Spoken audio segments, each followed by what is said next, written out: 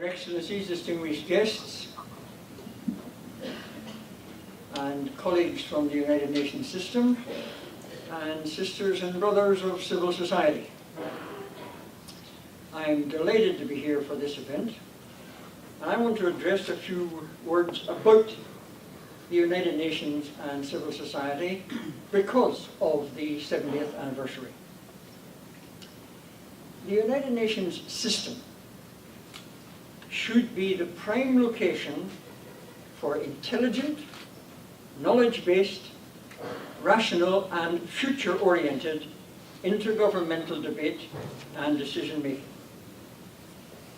And the link with us is that competent and responsible NGO and civil society input to the intergovernmental debate and decision-making process is a major factor in enhancing competent and responsible government output.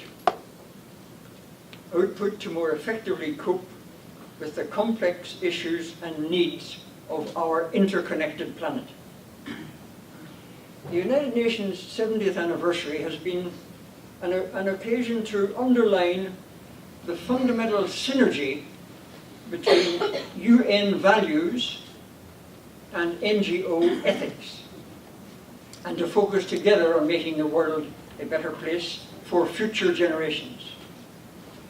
The Conference of UN NGOs, as we're known for short, CoNGO, has organized during this 70th anniversary 3 commemorative events.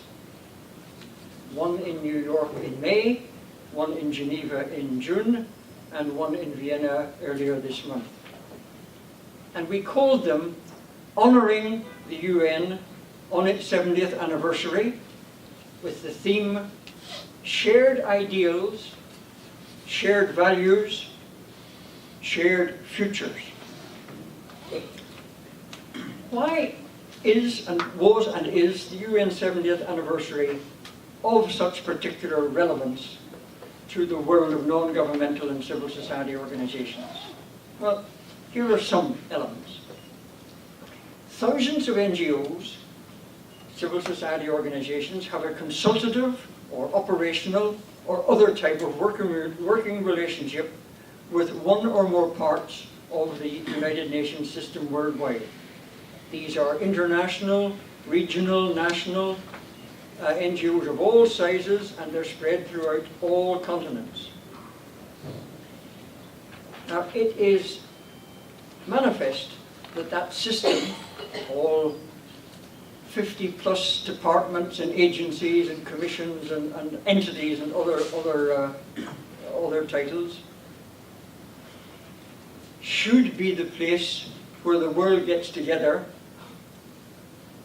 to debate, yes, to respond to, and where possible, to resolve the complex issues of our planet. Because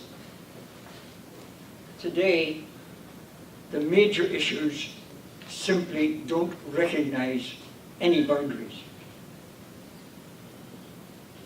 The strength and relevance of the NGOs derives from their extraordinary diversity. Diversity is at the same time our greatest strength and our greatest weakness, because getting together on common issues proves sometimes more difficult than one would think. But the NGOs and civil society organizations, they are the frontline soldiers in both advocacy and grassroots cooperation with the United Nations system.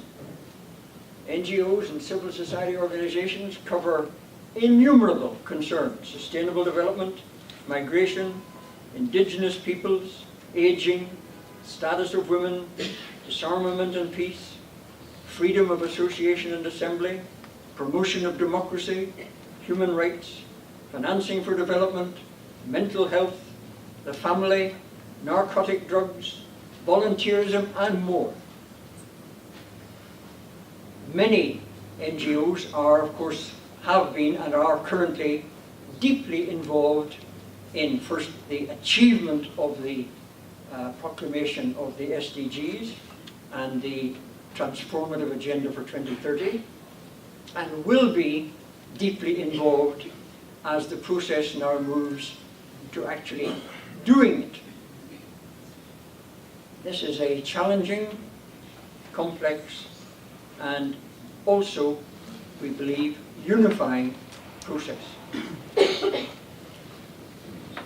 In society, NGOs and civil society organizations give voice to and advocate on behalf of citizens and their interests, because our organizations are nothing more, but also nothing less, than citizens' groupings, citizens' associations.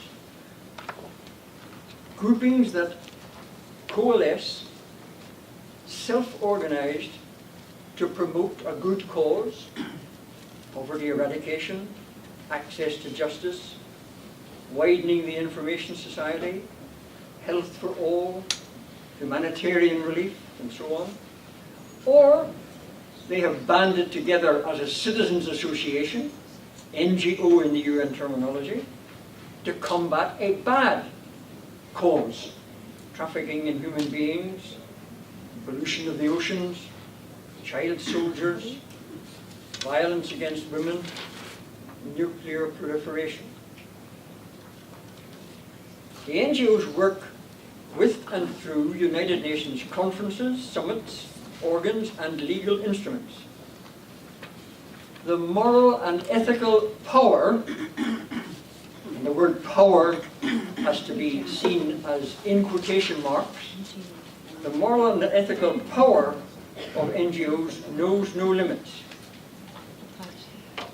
But colleagues, we must be gravely concerned at the increasing number of examples throughout the world of regressive government action to limit, constrain, cast a slur on, or even disband or outlaw legitimate NGOs and civil society organizations.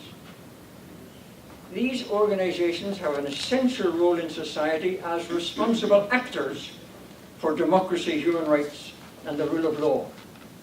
And as key elements of participatory democracy, NGOs and civil society organizations are complementary to institutions of representative democracy. The NGOs are themselves representative of the long-term causes that they promote. Do not be misled about criticisms about representativity. We are representative of the causes that we promote, and we need neither authorization nor condescension from transitory governments. All these topics that I have mentioned have been and must be further brought to the forefront of international dialogue during the UN 70th anniversary, during the processes leading to the transformative 2030 agenda. This anniversary has been an occasion to underline the fundamental synergy, as I say, between UN values and NGO ethics. And together, we must prepare the world for a better place for future generations. We cannot fail our future. Thank you.